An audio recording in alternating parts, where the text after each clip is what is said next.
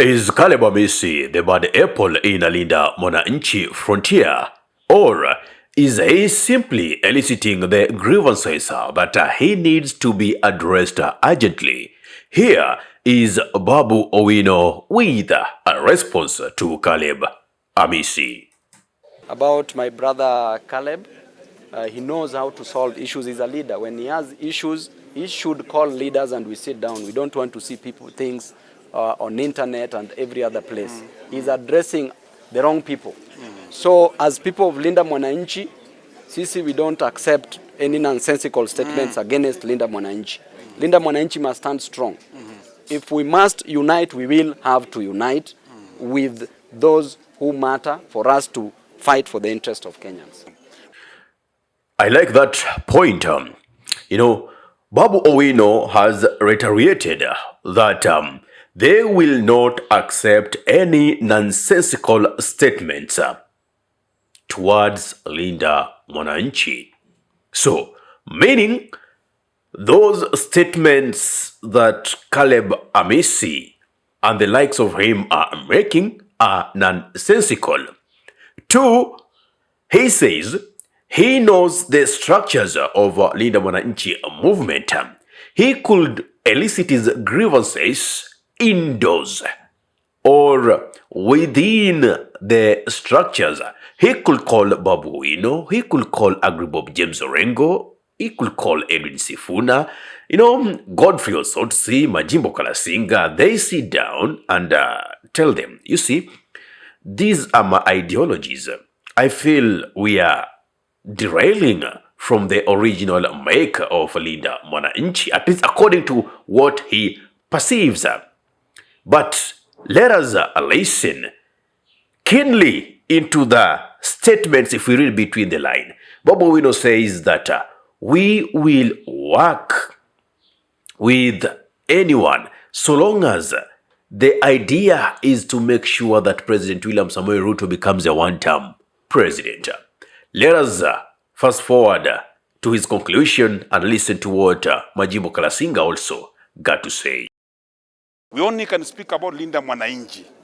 And Linda Mwananchi, it does not matter who becomes the president of this country, as long as it's not Kasongo. Get us right. Even if it's Gachagua, even if it's Edwin Sifuna, even if it's Babu Owino, even if it's Majimbo Kalasinga or James Orengo, as long as it is not Gachagua. That is what we have cleared.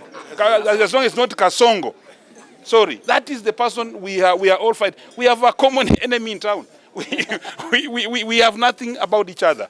And remember, when the dogs are chasing an enemy, if they start fighting against themselves, the enemy will move.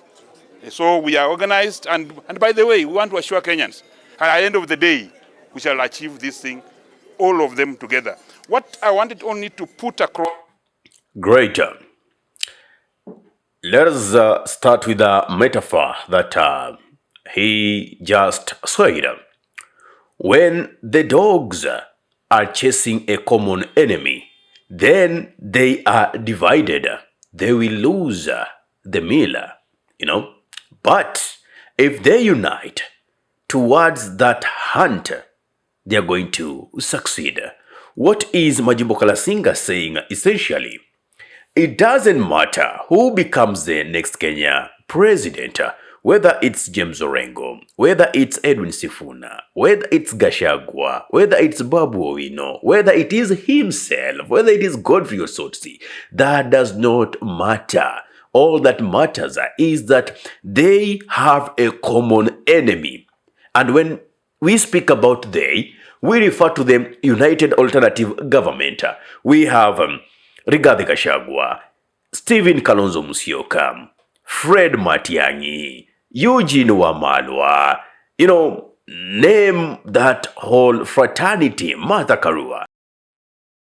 And also this Linda Mwananchi frontier, their common enemy is William Samoei Ruto. So when they are divided, it will be easier for William Samoei Ruto to pass in between. And This is one of the statements that Edwin Sifuna some days back did say, if they go alone as Linda Mwananchi, wanaweza wakamtoa William Samoei Ruto uongozini mida ya saa ngapi? Saa 12. Kama United Alternative Government wataenda peke yao, wanaweza kamtoa William Samoei Ruto uongozini saa 12. But wakiungana, they will make Ruto a one-term president by 6 in the morning, not now in the evening. You understand that? So they also understand the power of unity. And whatever Amisi is aggravating is that he says that Linda Mwananchi cannot unite with the people who are not like-minded. And with that, he's referring to Rigathi Gachagua. I would simply ask Amisi, if you did pay your loyalty to the late Raila Amolo Odinga, who time and again, I don't fear to say, betrayed Wananchi. Raila technically has been in all these governments against the will of the people. From the era of Moi, he campaigned for Kibaki years during the first term, 2002, which Kibaki got the presidency. But in 2007, there were claims that elections were stolen and Raila denied victory, causing post-election violence. Later on, there was handshake.